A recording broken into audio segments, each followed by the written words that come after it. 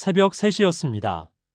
칠흑 같은 어둠 속에서 탁하고 현관 센서 등이 켜지는 소리에 저는 본능적으로 눈을 떴습니다. 심장이 덜컥 내려앉는 기분, 아마 겪어보지 않은 분들은 모르실 겁니다. 저는 무거운 몸을 일으켜 현관으로 뛰쳐나갔습니다. 아니나 다를까 아내는 또다시 보찜을 싸서 신발을 구겨 신고 있었습니다. 헝클어진 머리카락, 초점 없는 눈동자, 그리고 한겨울인데도 얇은 혹겸 내복 차림으로 말이지요. 제가 다급하게 아내의 손목을 잡으며 지금 어딜 가느냐고, 제발 정신 좀 차리라고 애원하듯 물었습니다. 그러자 아내는 저를 낯선 사람, 아니 마치 도둑이라도 본 듯한 눈빛으로 쏘아보며 뿌리쳤습니다. 그리고 이어진 아내의 한마디는 제 가슴을 예리한 칼로 도려내는 것만 같았습니다. 비키세요. 우리 남편 밥 차려주러 집에 가야 해요. 당신 누구야? 눈앞에 있는 저를 밀쳐내며 남편인 저에게 밥을 차려줘야 한다고 서두르는 아내, 평생을 저 하나만 바라보고 살았던 여자가 정작 눈앞에 저는 알아보지 못한 채 기억 속의 남편만을 찾아 헤매고 있었습니다. 그 새벽 차가운 현관 바닥에 주저앉아 저는 소리 없이 오열했습니다. 도대체 우리가 무슨 죄를 지었기에 평생 성실하게 살아온 우리 부부에게 이런 형벌이 내려진 걸까요? 이것은 서서히 지우개로 지워지듯 사라져가는 제 아내, 그리고 그런 아내를 지켜보며 억장이 무너지는 나날을 보내고 있는 저의 아주 긴 이별 이야기입니다. 부디 저의 이 고백이 힘겨운 삶을 건너고 계신 여러분이 가슴에 가만히 닿기를 바랍니다. 영상 보시기 전 구독, 좋아요 눌러주세요. 더 좋은 영상 제작에 큰 도움이 됩니다. 인생의 불행은 예고장을 보내지 않고 찾아온다고들 합니다. 하지만 지금 돌이켜 생각해보면 그 지독한 병은 아주 오래전부터 우리 부부의 방문을 소리 없이 두드리고 있었는지도 모릅니다. 우리가 그저 나이 들미라는 핑계 뒤에 숨어 그 불길한 노크 소리를 애써 못 들은 척 외면했을 뿐이지요. 제 아내 연숙 사람은 참으로 총명하고 야무진 여자였습니다. 평생 가계부에서 10원 한 장 틀리는 법이 없었고 제 양말 서랍은 색깔별로 각을 맞춰 정리해 두어야 직성이 풀리는 대쪽 같은 성격이었으니까요. 40년 세월을 함께하면서 저는 아내가 무언가를 실수하거나 흐트러진 모습을 단 한 번도 상상해 본 적이 없었습니다. 그래서였을 겁니다. 우리 집에 낯선 손님이 치매라는 그 불청객이 들어와 따리를 틀기 시작했을 때 제가 그토록 둔감했던 이유는 말입니다. 기억의 균열은 부엌에서부터 시작되었습니다. 어느 날부턴가 퇴근하고 현관문을 열면 구수한 찌개 냄새 대신 매캐하게 탄 냄새가 코를 찌르는 날이 잦아졌습니다. 평생 부엌 살림을 완벽하게 해내던 사람이 가스 불 끄는 것을 잊어 냄비를 새까맣게 태우기 일쑤였습니다. 처음 냄비를 태워 먹었던 날 아내는 그을린 냄비를 닦으며 민망한 듯 웃었습니다. 아이고, 내가 정신이 나갔나 봐요. 깜빡하고 드라마를 보느라 늙으면 죽어야지. 그때 저는 그 말을 그저 농담으로 받았습니다. 그러게 조심 좀 하지. 집 다 태워 먹겠네. 건망증 약이라도 좀 사다 줄까? 라며 핀잔 섞인 타박을 주었지요. 지금 생각하면 가슴을 치고 후회할 일입니다. 그때 아내의 웃음 뒤에 숨겨진 당혹스러운 눈빛을, 떨리는 손끝을 제가 조금 더 주의 깊게 살폈더라면 어땠을까요? 무심했던 남편이 그 가벼운 말 한마디가 지금은 날카로운 비수가 되어 제 심장을 찌릅니다. 건망증은 짓궂은 장난처럼 점점 더 기이한 방식으로 일상을 파고들었습니다. 어느 날은 냉장고 채소 칸에서 TV 리모컨이 꽁꽁 언 채로 발견되었고 쌀독 안에서는 잃어버렸다던 제 돋보기 안경이 나오기도 했습니다. 아내는 본인이 해놓고도 누가 장난을 쳐놨네라며 펄쩍 뛰었습니다. 우리는 서로 마주보며 허탈하게 웃어넘겼습니다. 당신이나 나나 이제 다 됐나. 보호벽에 똥칠할 때까지 살려나 보지 라며 늙음을 자주 섞인 농담 거리로 삼았습니다. 사실은 두려웠던 겁니다. 인정하고 싶지 않았던 것이지요. 나의 자랑이자 내 인생의 나침반 같았던 아내가 서서히 무너져 내리고 있다는 사실을 제 자존심과 막연한 공포가 가로막고 있었던 것입니다. 그러던 어느 늦은 가을 오후였습니다. 그날은 바람이 꽤 차가워 옷깃을 여미게 되는 날씨였습니다. 친구들과 개모임이 있다며 곱게 분칠을 하고 나갔던 아내에게서 해가 지도록 연락이 없었습니다. 평소라면 늦으면 늦는다. 저녁은 챙겨 먹어라. 잔소리처럼 전화를 해대던 사람이기에 슬슬 걱정이 밀려왔습니다. 전화를 걸어보았지만 휴대폰은 꺼져 있다는 차가운 기계음만 들려왔습니다. 초조함에 거실을 서성거린 지 몇 시간이나 지났을까요? 밤 9시가 넘어서야 집 전화벨이 요란하게 울렸습니다. 여보세요? 연숙이냐? 다급하게 받은 수화기 너머로 들려온 것은 아내의 목소리가 아닌 낯선 젊은 남자의 목소리였습니다. 거기 이연숙 씨 댁입니까? 여기 XX 파출소인데요. 할머니께서 댁을 못 찾고 계셔서 모시고 있습니다. 그 순간 심장이 쿵 하고 바닥으로 떨어져 깨진다는 말이 무슨 뜻인지 뼈저리게 실감했습니다. 머릿속이 하얗게 변하고 손발이 차가워졌습니다. 어떻게 운전을 했는지도 모르게 파출소로 달려갔습니다. 문을 열고 들어선 그곳, 형광등 불빛이 창백하게 내리비치는 구석진 의자에 제 아내가 오독하니 앉아 있었습니다. 헝클어진 머리카락, 흙탕물이 튄 바지 밑단, 그리고 잔뜩 겁에 질려 파랗게 질린 입술로 마치 길 잃은 5살 아이처럼 몸을 웅크리고 있더군요. 그 당당하고 꼿꼿하던 제 아내의 모습은 온데간데 없었습니다. 경찰관의 말로는 아내가 집으로 돌아오는 버스 정류장을 찾지 못해 엉뚱한 동네를 몇 시간이나 배회하다가 이상하게 여긴 주민의 신고로 오게 되었다고 했습니다. 저를 발견한 아내는 자리에서 벌떡 일어나 와락 제 품에 안겨 울음을 터뜨렸습니다. 여보 내가 집을 못 찾겠어. 우리 집이 없어졌어. 아무리 찾아도 우리 집이 안 나와. 그 서러운 통곡 소리 앞에서 저는 아내를 탓할 수도 왜 전화를 안 받았느냐고 화를 낼 수도 없었습니다. 그저 덜덜 떨고 있는 아내의 작은 등을 감싸 안으며 올 것이 왔구나 하는 서늘하고도 잔인한 직감을 받아들여야만 했습니다. 집으로 돌아오는 차 안 조수석에 앉은 아내는 제 오른손을 두 손으로 꼭 잡고 놓지 않았습니다.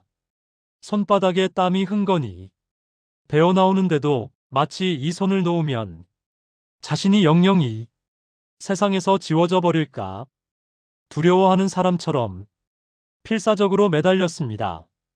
차창 밖으로 스쳐 지나가는 익숙한 거리의 풍경들이 그날따라 왜 그리도 낯설고 슬퍼 보였는지 모르겠습니다. 다음 날 날이 밝자마자 저는 억지로 아내를 설득해 대학병원 신경과를 찾았습니다. 차라리 뇌종양이나 다른 병이기를 바랐던 저의 어리석은 기대는 차가운 진료실 공기 속에서 산산이 조각났습니다. MRI 사진을 띄워놓고 설명하는 의사 선생님의 목소리는 너무나 건조해서 비현실적으로 들렸습니다. 알츠하이머성 치매 초기에서 중기로 넘어가는 단계입니다. 해마의 위축이 꽤 진행되었습니다. 보호자분, 마음의 준비를 단단히 하셔야겠습니다. 드라마에서나 보던 남의 집 이야기라고만 생각했던 그 단어가 우리 부부의 삶에 사형 선고처럼 내려졌습니다.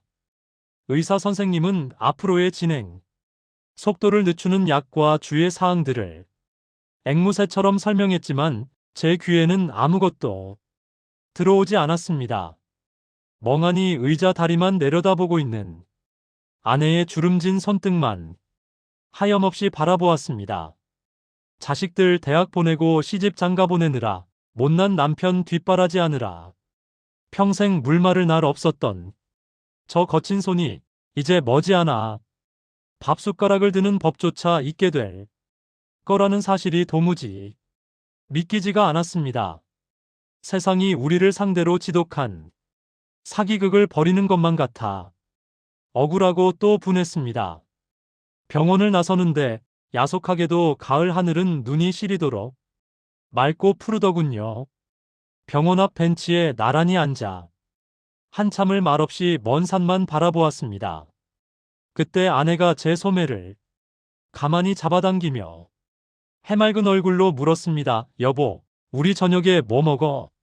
나 배고프다. 방금 진료실에서 무슨 이야기를 들었는지, 자신이 어떤 병에 걸렸는지조차 기억하지 못하는 아내의 그 천진난만한 표정. 저는 그 자리에서 억장이 무너져 내리는 것 같아 고개를 떨구었습니다. 아무것도 모르는 아내에게 소리쳐 울 수도 없어서 저는 터져나오는 울음을 꿀꺽 삼키며 억지로 입꼬리를 올렸습니다. 그래, 당신 좋아하는 김치찌개 돼지고기 숭덩숭덩 썰어 넣고 얼큰하게 먹으러 갑시다. 그날 저녁 식당에서 밥을 먹는 둥 마는 둥 하고 돌아와 잠든 아내의 얼굴을 한참이나 들여다보았습니다. 규칙적으로 오르내리는 가슴, 편안해 보이는 저 표정이 내일 아침이면 또 얼마나 낯설게 변해 있을지 두려웠습니다. 저는 잠든 아내의 희끗희끗한 머리칼을 쓸어 넘기며 어둠 속에서 홀로 다짐했습니다. 여보, 걱정하지 마.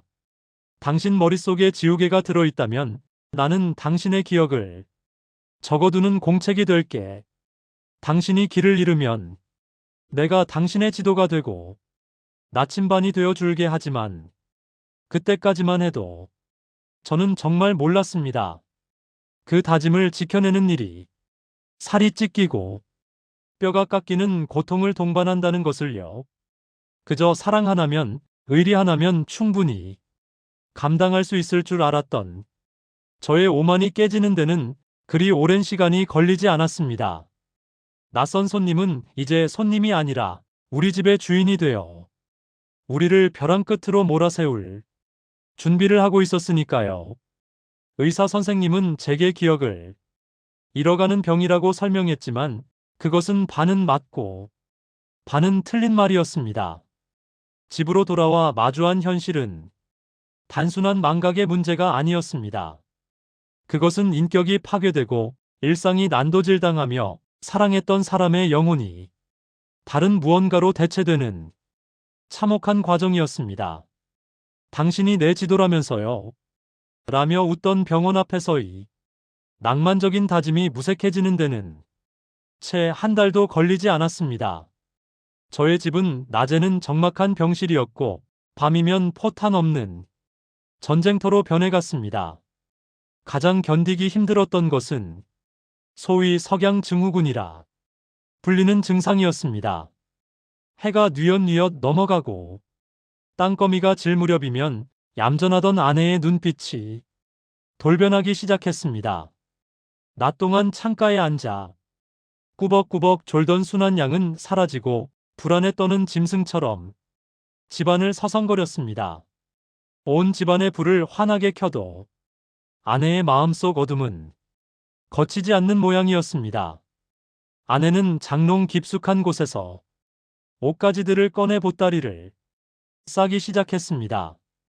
여보, 또 왜 이래요? 잘 시간이에요. 제가 달래려 다가가면 아내는 표독스러운 눈으로 저를 노려보며 소리를 질렀습니다. 비켜요. 날이 어두워졌는데 집에 가야지. 남의 집에서 뭐 하는 거야? 우리 엄마가 기다린단 말이야. 아내에게 이곳은 더 이상 40년을 살아온 보금자리가 아니었습니다. 아내의 시계는 이미 수십 년 전 친정어머니가 살아계시던 어린 시절로 되돌아가 있었으니까요. 현관문을 막아서는 저와 나가려는 아내 사이의 실랑이는 매일 밤 반복되었습니다. 힘은 또 어찌나 센지 칠순 노인의 힘이라고는 믿기지 않을 정도로 저를 밀치고 핥히었습니다.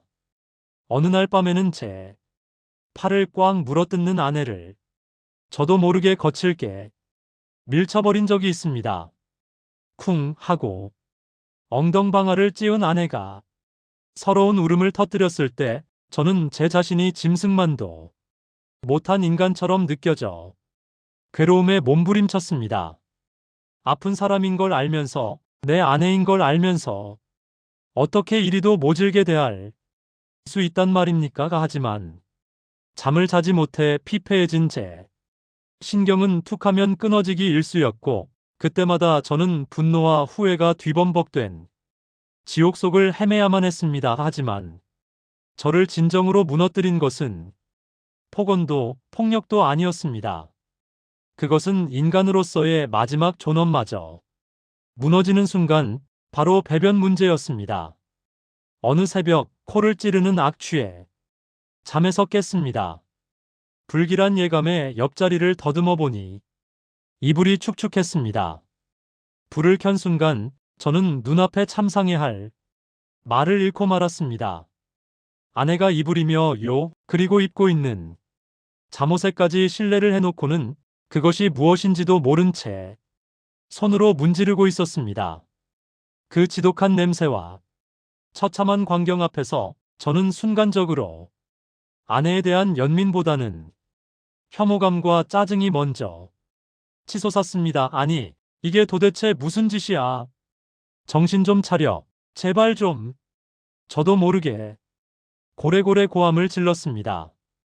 제 서슬 퍼런 고함에 놀란 아내는 온몸에 오물을 묻힌 채 구석으로 기어가 웅크리며 덜덜 떨었습니다. 잘못했어요. 안 그럴게요. 때리지 마세요.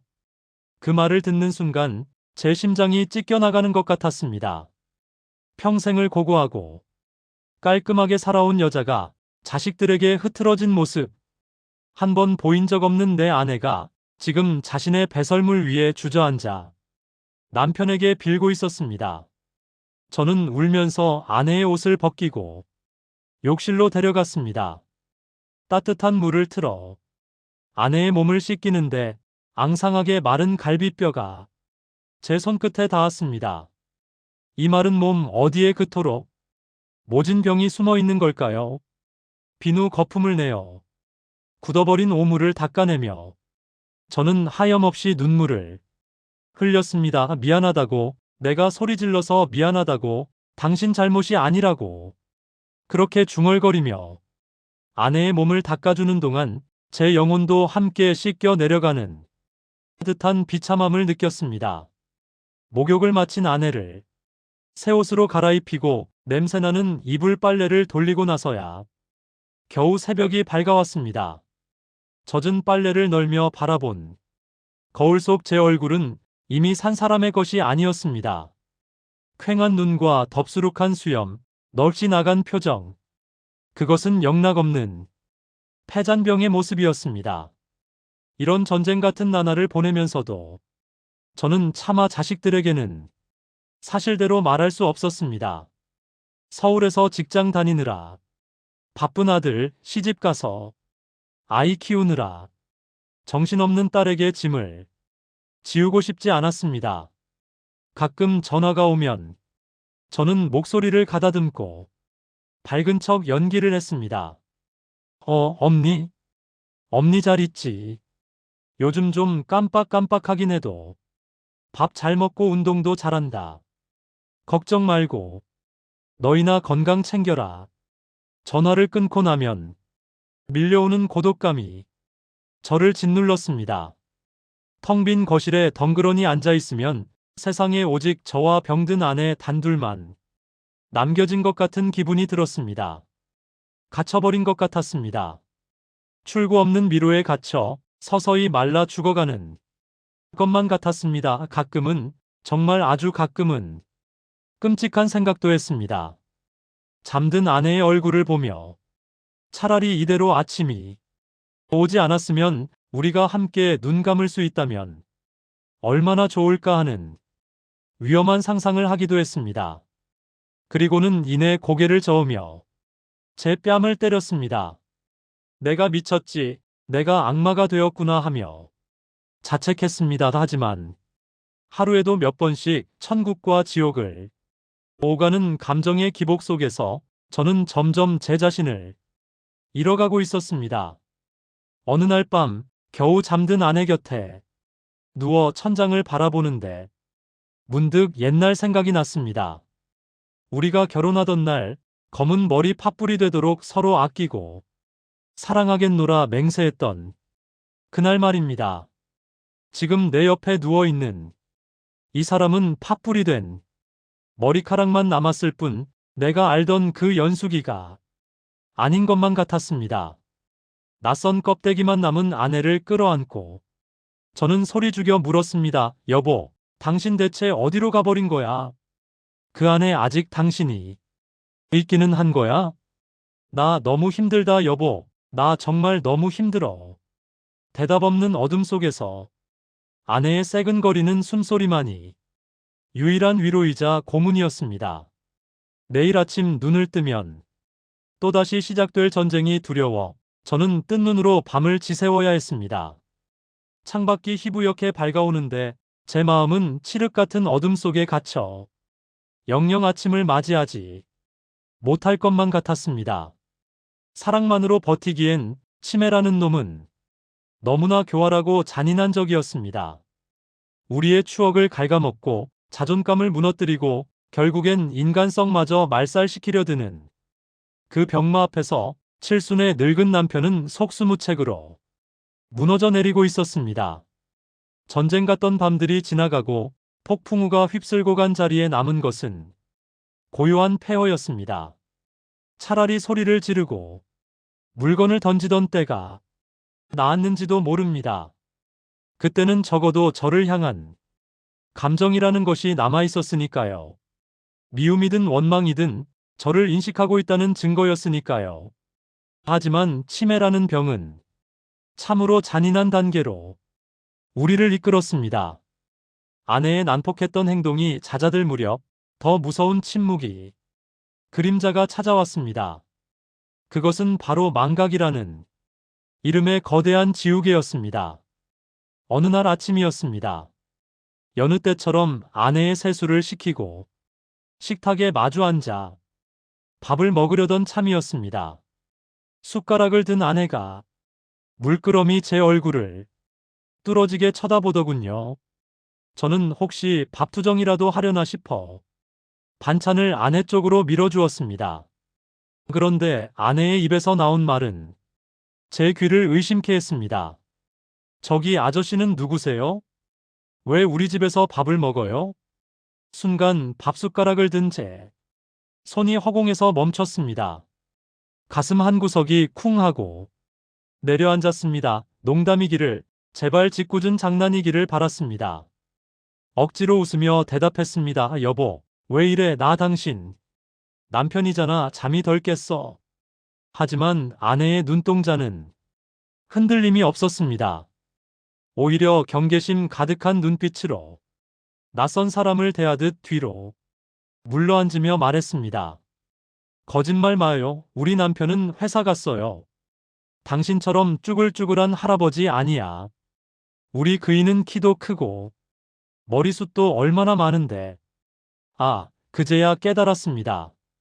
아내의 시간은 거꾸로 흘러 우리가 가장 젊고 빛나던 시절 어디쯤에 멈춰버렸다는 것을요.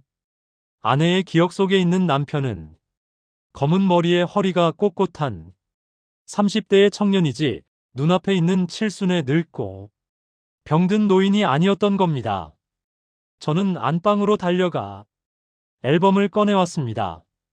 40년 전 웨딩드레스를 입은 아내와 턱시도를 입은 제가 환하게 웃고 있는 결혼식 사진을 들이밀었습니다. 이거 봐, 이게 당신이고 이 옆에 있는 남자가 나야. 우리가 같이 늙어서 이렇게 된 거잖아. 제 목소리는 물기에 젖어 떨리고 있었지만 아내는 사진과 제 얼굴을 번갈아 보더니 고개를 세차게 저었습니다. 아니야. 이 사람은 내 남편 맞는데 아저씨는 아니야. 우리 남편 데려와요. 나가요. 어서 나가. 그날 저는 결국 쫓겨나듯 베란다로 나와 쪼그리고 앉아 담배를 태웠습니다. 끊었던 담배 생각이 간절하더군요.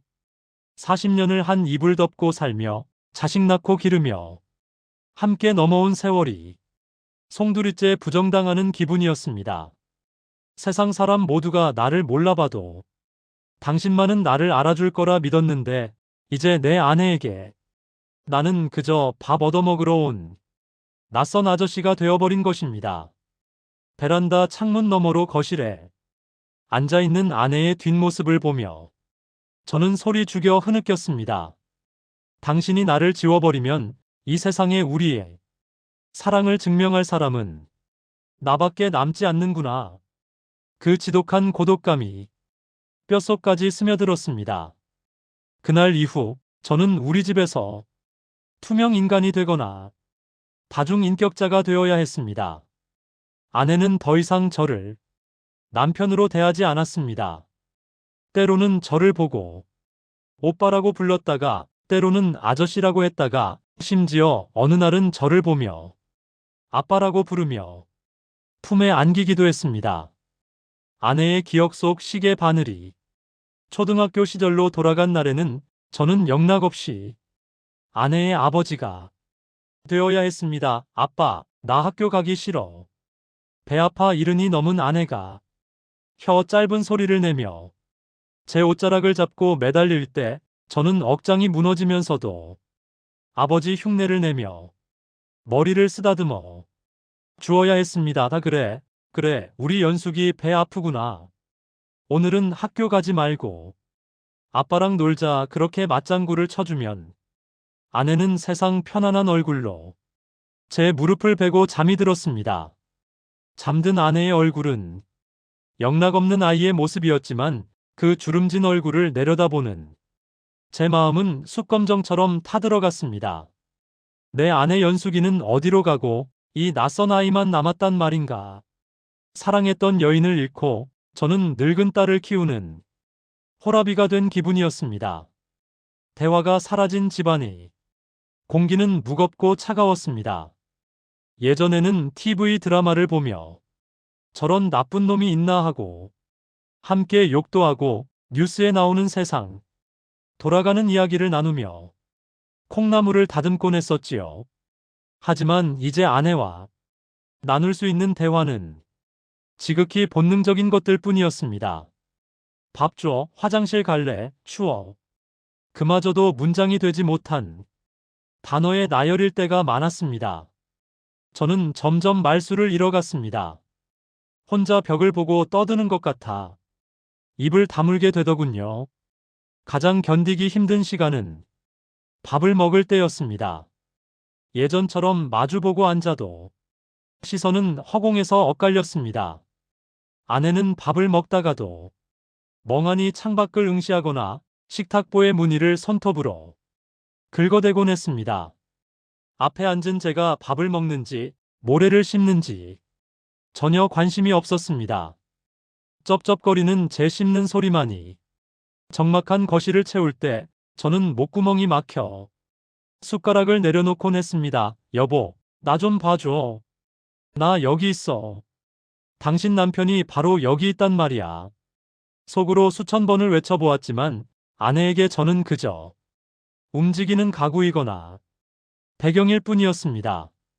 철저하게 혼자가 된 기분. 차라리 몸이 힘든 게 낫지. 존재가 지워지는 이 서러움은 무엇으로도 위로가 되지 않았습니다.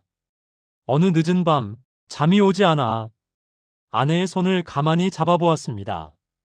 거칠고 마디 굵은 손.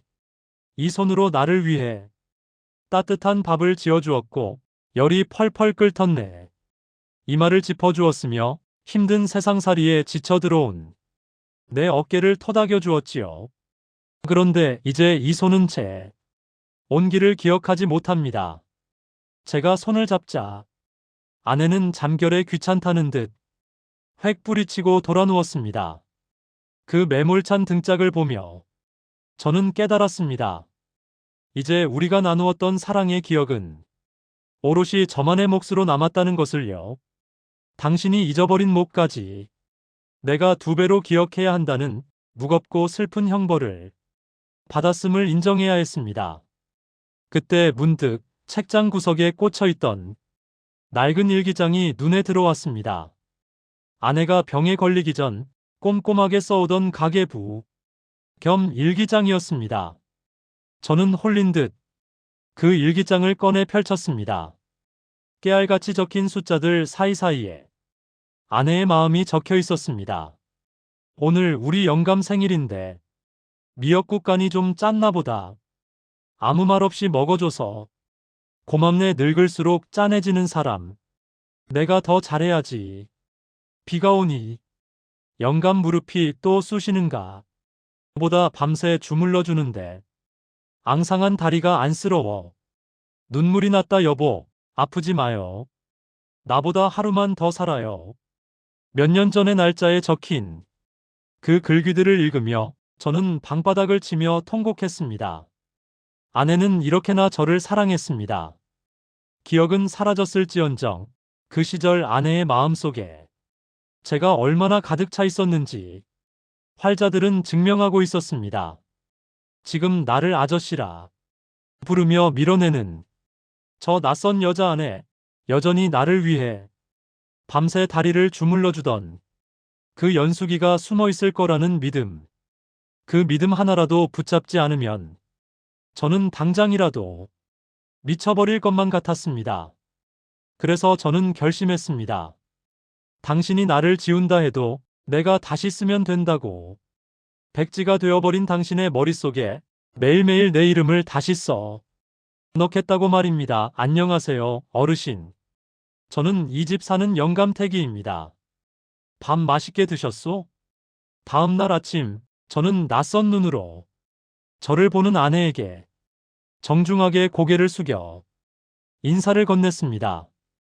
남편을 잊은 아내에게 새로운 친구라도 되어주기로 마음먹은 것이지요. 비록 아내는 싱겁기는 하며 고개를 돌렸지만 저는 굴하지 않고 밥숟가락 위에 생선, 살을 발라 올려주었습니다. 짝사랑을 다시 시작하는 기분이었습니다. 칠순의 나이에 기억을 잃은 아내를 상대로 하는 아주 서글프고도 끈질긴 구애가 다시 시작된 것입니다. 비록 대답 없는 메아리일지라도 저는 멈출 수가 없었습니다. 그것만이 제가 아내를 지킬 수 있는 유일한 방법이었으니까요. 지옥 같은 밤과 낯선 타인이 되어버린 아내와의 건조한 낮이 반복되던 어느 늦겨울이었습니다. 그날따라 날씨가 참으로 요상하더군요. 며칠 내내 뼈를 시리게 하던 한파가 거짓말처럼 물러가고 베란다 창으로 쏟아지는 햇살이 봄날처럼 따스했습니다. 저는 며칠째 집안에만 갇혀 답답해하는 아내를 위해 두꺼운 외투를 챙겨 입히고 집 앞 공원으로 나갔습니다. 아내는 휠체어에 앉아 무릎 담요를 덮고 저는 그 뒤를 천천히 밀며 걸었습니다. 예전에는 손을 잡고 나란히 걸었던 길이지만 이제 아내는 조금만 걸어도 다리가 아프다며 주저앉아 버리기 일쑤였으니까요. 앙상한 나뭇가지 사이로 햇살이 부서져 내리고 놀이터에서 아이들이 뛰어노는 소리가 들려왔습니다.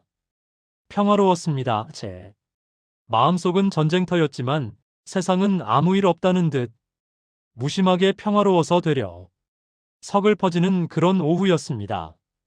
벤치에 아내를 앉히고 저도 그 옆에 털썩 주저앉았습니다. 따스한 볕을 쬐니 노곤함이 밀려왔습니다. 아내는 초점 없는 눈으로 허공을 응시하며 입을 벌린 채 멍하니 앉아 있었습니다. 침이 흘러내리는 입가를 손수건으로 닦아주며 저는 혼잣말처럼 중얼거렸습니다. 여보, 날씨 좋다 그치? 우리 옛날에 당신이 김밥 싸서 소풍 참 많이 다녔는데 기억나? 물론 대답을 바란 건 아니었습니다. 그저 습관처럼 건넨 말이었지요. 아내는 그저 하는 의미 없는 신음만 낼 뿐이었습니다. 저는 한숨을 내쉬며 아내의 손을 잡았습니다. 거칠고 차가운 손.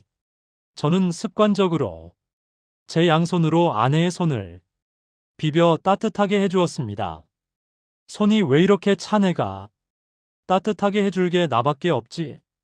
그때였습니다. 제 손 안에서 힘없이 늘어져 있던 아내의 손가락이 꿈틀하고 움직였습니다.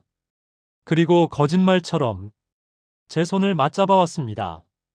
아주 강한 힘으로 꽉 말입니다. 놀라서 고개를 들어 아내를 바라보았습니다. 그리고 저는 그 자리에서 숨이 멎는 줄 알았습니다.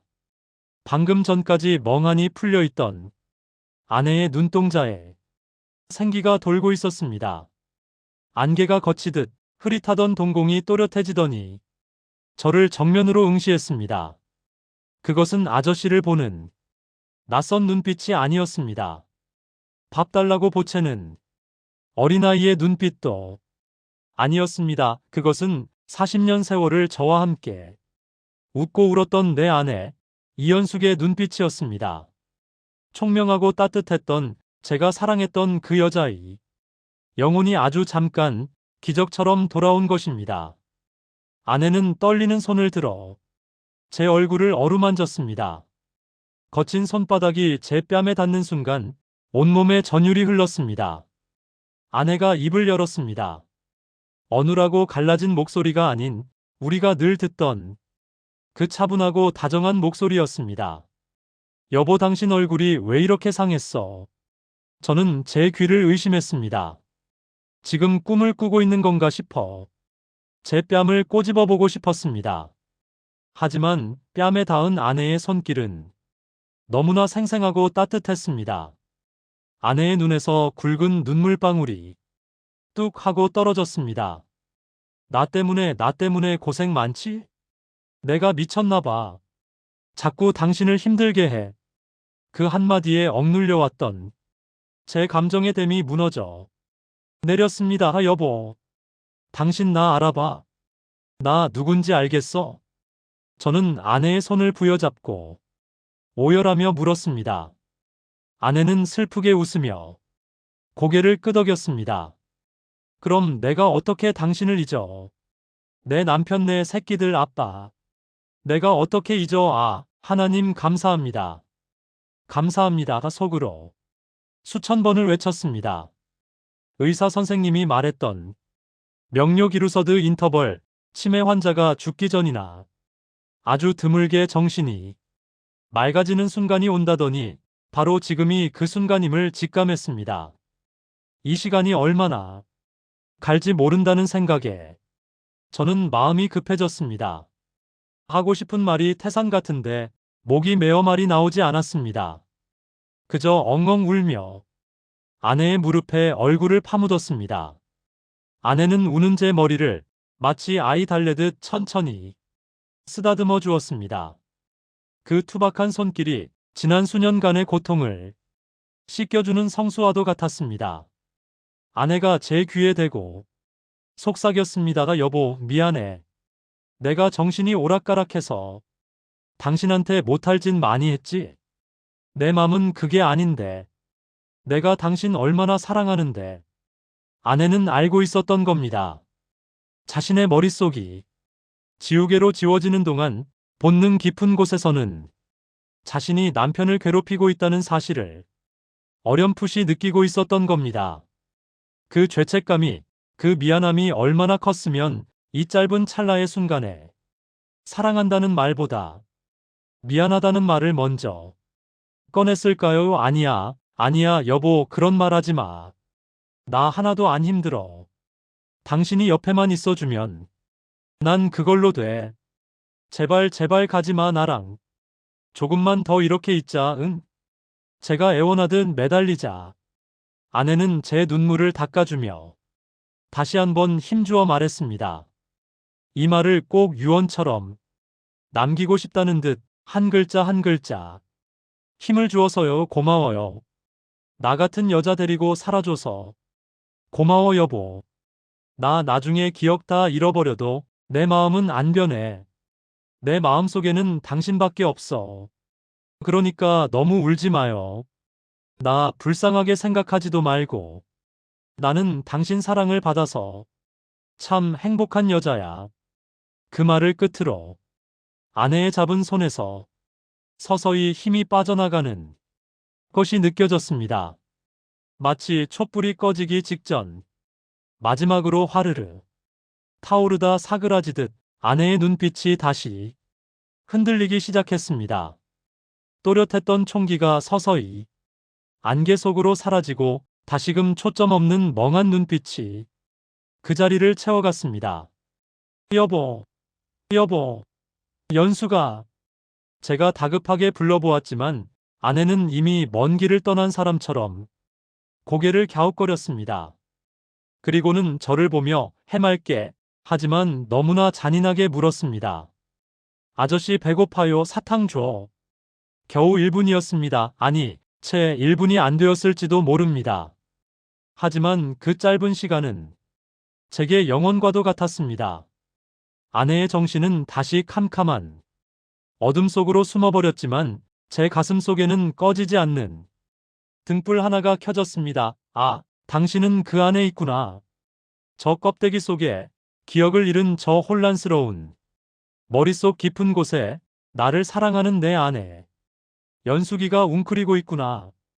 그 사실을 확인한 것만으로도 저는 다시 일어설 힘을 얻었습니다. 다시 어린아이로 돌아가 사탕을 달라고 보채는 아내를 보며 저는 더 이상 절망하지 않았습니다. 눈물 범벅이 된 얼굴로 활짝 웃으며 주머니에서 박하사탕을 꺼내 아내의 입에 넣어주었습니다. 그래, 우리 연숙이 사탕 먹자. 달콤하지? 이거 먹고 집에 가자. 돌아오는 길 휠체어를 미는 제 발걸음은 갈 때보다 훨씬 가벼웠습니다. 비록 아내는 다시 저를 잊었지만 저는 아내의 그 고백을 평생 잊지 않을 것이기 때문입니다. 내 마음속엔 당신밖에 없어. 그 문장 하나를 가슴에 문신처럼 새겼습니다. 이제 앞으로 어떤 폭풍우가 몰아쳐도 아내가 내 뺨을 때리고 욕을 퍼부어도 저는 견딜 수 있습니다. 방금 전 그 1분의 기억이 저를 지켜줄 방패가 되어줄 테니까요. 노을이 지는 공원길을 따라 집으로 돌아오며 저는 마음속으로 아내에게 답가를 불렀습니다. 그래, 여보, 당신이 나를 기억하지 못하면 어때? 내가 당신을 기억하면 되지. 당신이 잊어버린 사랑까지 내가 다 기억하고 안고 갈게. 우리는 여전히 부부고 나는 여전히 당신의 남편이니까. 그날 저녁 저는 오랜만에 콧노래를 흥얼거리며 된장찌개를 끓였습니다.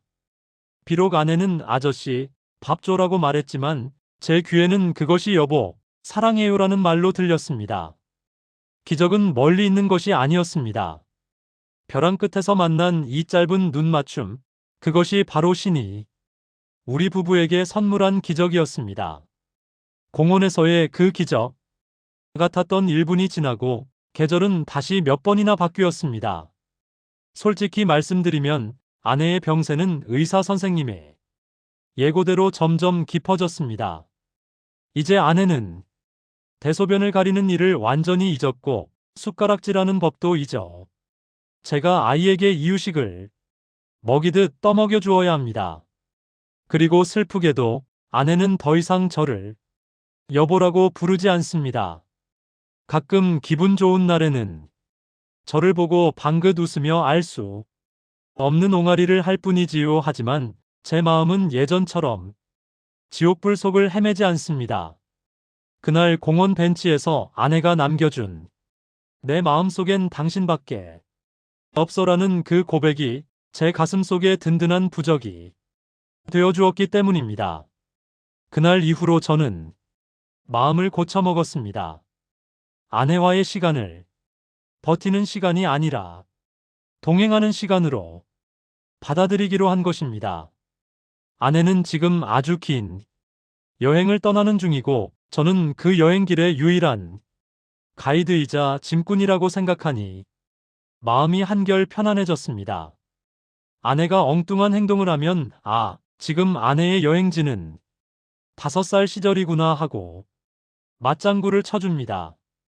벽에 낙서를 하면 같이 색연필을 들고 그림을 그리고 밤새 잠을 안 자고 노래를 부르면 저도 옆에서 박수를 치며 장단을 맞춥니다. 요즘 우리가 가장 즐기는 일과는 노래 부르기입니다. 참 신기한 일이지요. 밥 먹은 건 잊어버려도 젊은 시절 우리가 즐겨 부르던 옛 가요 가사는 토시 하나 틀리지 않고 기억해냅니다. 나의 살던 고향은 꽃 피는 산골. 제가 선창을 하면 멍하니 있던 아내가 입술을 달싹이며 따라 부릅니다. 치매라는 병이 뇌의 기억은 뺏어갔을지 몰라도 가슴에 새겨진 노래와 감성은 뺏어가지 못한 모양입니다. 아내의 손을 잡고 나직하게 노래를 부르는 그 시간만큼은 우리는 환자와 간병인이 아니라 다정했던 40년 전이 신혼부부로 돌아갑니다. 비록 음정도 박자도 엉망이지만 서로의 눈을 바라보며 부르는 그 노래가 저에게는 어떤 명곡보다 아름다운 세레나데입니다. 물론 여전히 힘든 날은 있습니다. 기저귀를 갈아주느라 허리가 끊어질 듯 아프고 가끔은 벽을 보고 혼자 밥을 먹다가 울컥 외로움이 밀려오기도 합니다. 하지만 그럴 때마다 저는 생각합니다. 이 사람은 나를 위해 청춘을 다 바쳤고 아이들을 낳아 길렀으며 내 부모를 모셨던 귀한 사람이라고요. 이제 내가 그 빚을 갚을 차례라고 말입니다. 아내가 나를 잊어가는 과정은 야속한 상실이 아니라 태초의 순수한 아이로 돌아가는 과정이라 여기며 저는 아내의 마지막 존엄을 지켜주는 수호자가 되기로 했습니다. 이 방송을 듣고 계신 여러분, 그리고 저와 비슷한 아픔을 겪고 계신 분들께 감히 한 말씀 올리고 싶습니다. 우리가 늙고 병드는 것은 죄를 지어서가 아닙니다. 그저 계절이 바뀌듯 뜨거웠던 여름이 가고 서늘한 겨울이 오는 자연의 섭리일 뿐이지요. 지금 곁에 있는 배우자가 혹은 부모님이 기억을 잃어가고 계신가요? 너무 자책하거나 슬퍼하지 마십시오. 그분들의 머릿속 지우개가 기억은 지울지 몰라도 여러분과 나누었던 사랑의 온기까지 지우지는 못합니다. 제가 경험해보니 그렇습니다. 기억은 사라지는 것이 아니라 가슴 깊은 곳 어딘가에 고이 접어두는 것 같습니다. 언젠가 긴 이별을 하고 다시 만나는 날 그 접어두었던 기억을 펼쳐 보이며 고마웠다고 말해줄 날이 반드시 올 것이라 저는 믿습니다. 오늘 밤도 저는 아내의 곁에 눕습니다. 이제는 갓난아기처럼 새우잠을 자는 아내의 등을 토닥이며 저는 매일 밤 똑같은 기도를 합니다. 하나님, 이 사람이 가는 길이 너무 어둡지 않게 해주소서. 그리고 그 길의 끝까지 제가 손 놓지 않고 함께 걸어갈 수 있도록 제게 힘을 주소서. 아내의 숨소리가 고르게 퍼집니다. 창밖에는 달빛이 환하고 방 안에는 평화로운 침묵이 흐릅니다. 저는 잠든 아내의 귀에 대고 아내가 더 이상 알아듣지 못할지라도 아니 영혼으로라도 듣길 바라며 오늘의 인사를 건넵니다. 연수가 여보 오늘도 잘 버텼어. 고마워. 내일도 우리 같이 살자. 당신이 나를 잊어도 내가 당신을 기억하면 되니까 사랑한다. 아주 많이 사랑한다. 부디 여러분의 오늘 밤도 평안하시기를 빕니다. 잊혀가는 것들을 사랑하며 낡아가는 것들을 귀하게 여기며 그렇게 우리 함께 따뜻하게 늙어갔으면 좋겠습니다. 제 긴 이야기를 들어주셔서 감사합니다.